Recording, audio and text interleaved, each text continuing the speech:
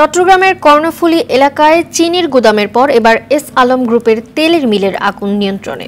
Fire সার্ভিসের ৮টি ইউনিটের ২ ঘন্টার চেষ্টায় আগুন নিয়ন্ত্রণে এসেছে। সকাল ৭:৩০টার দিকে এস আলম এডিবল অয়েল মিলে আগুন লাগে। তাৎক্ষণিকভাবে আগুন লাগার কারণ ও ক্ষতির পরিমাণ জানা যায়নি। গত ৫ মার্চ বিকেল ৩টার দিকে চট্টগ্রামে এস আলমের সুগার মিলের অপরিশোধিত চিনির গুদামে আগুন লাগে। ৬৭ ঘন্টা পর এই আগুন পুরোপুরি নিয়ন্ত্রণে আসে।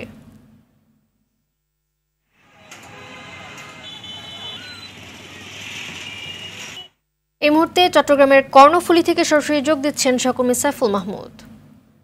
সাইফুল, আগুনের ক্ষতির পরিমাণের বিষয়ে কিছু কি জানতে পেরেছেন? জানাবেন আমাদের। জি মালিয়া, আপনাকে ঈদ মোবারক এবং দেশবাসীকে জানাচ্ছি ঈদের দ্বিতীয় দিনের মতো শুভেচ্ছা। আমি এই মুহূর্তে দাঁড়িয়ে আছি এস আলম কারখানার ঠিক ভেজিটেবল অয়েল মিলের সামনে।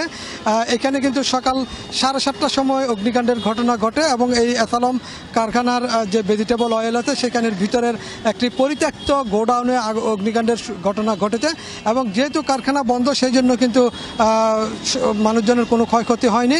তবে তাদের যে পরিত্যক্ত ভবন ছিল সেই পরিত্যক্ত ভবনে ইলেকট্রিসিটি থেকে আগুন লেগেছে বলে ফায়ার সার্ভিস প্রাথমিকভাবে ধারণা করছে। তবে কি পরিমাণ ক্ষয়ক্ষতি হয়েছে সেটা এখনও জানানো যায়নি। একটি তদন্ত কমিটি গঠন করা হয়েছে, তদন্ত করার পরে বলতে পারবে আসলে কি পরিমাণ ক্ষয়ক্ষতি হয়েছে।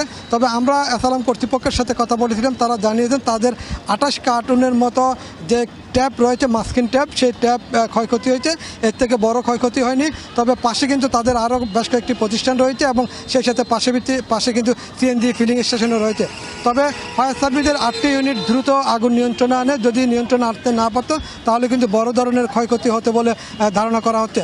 তবে সেরকম কোনো ক্ষয়ক্ষতি হয়নি যেহেতু আগুন নিয়ন্ত্রণে এসেছে এবং সেই সাথে ফায়ার সার্ভিসের পক্ষ থেকে জানিয়েছেন তাদের আগুন নিয়ন্ত্রণ এবং নির্বাপন দুইটাই সক্ষম হয়েছে, কোনো ধরনের ক্ষতি হয়নি। 2 ঘন্টা কাজ করার পরে সম্পূর্ণ নির্বাপন করতে পেরেছে ফায়ার সার্ভিসের পক্ষ থেকে বলা হয়েছে। তবে এর আগে গত 5 তারিখে কিন্তু এস আলম কারখানার সুগার মিলে আগুন লেগেছিল, সেখানে কিন্তু আসলে বিশাল ক্ষয়ক্ষতি হয়েছিল। কী কারণে আগুন লেগেছে এটি এখনও পর্যন্ত ফায়ার সার্ভিসের পক্ষ থেকে তাদের যে তদন্ত কমিটি গঠন করা হয়েছিল সেটা এখনও জানানো যায়নি। তবে এটিও আসলে তদন্ত কমিটি গঠন করা হয়েছে।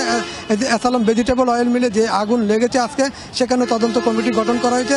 কেন আগুন লেগেছে, আসলে কী কারণে লেগেছে, এগুলি তদন্ত কমিটি তদন্ত করার পরে বলবেন বলে জানিয়েছেন ফায়ার সার্ভিসের পক্ষ থেকে। তবে যে ক্ষয়ক্ষতি হয়েছে সেটা এখনও নিরূপণ করা হয়নি কী পরিমাণ ক্ষয়ক্ষতি হয়েছে। তবে যেহেতু কারখানা বন্ধ ছিল সেজন্য কিন্তু অনেকে প্রাণে বেঁচে গেছেন বলে ধারণা করা হচ্ছে। তবে আরেকটা বিষয় জানিয়ে রাখি, সেটা হচ্ছে এস আলম কর্তৃপক্ষ কোনো মিডিয়া কর্মকর্তা এবং সরকারি কোনো কর্মকর্তাকে তাদের প্রতিষ্ঠানের ভিতরে প্রবেশ করতে দেওয়া হয়নি। আমরা আসলে সংবাদ সংগ্রহ করেছি বাহির থেকে। মালিয়া, এই ছিল আমার কাছে আগুন নিয়ে সর্বশেষ তথ্য। ধন্যবাদ আপনাকে।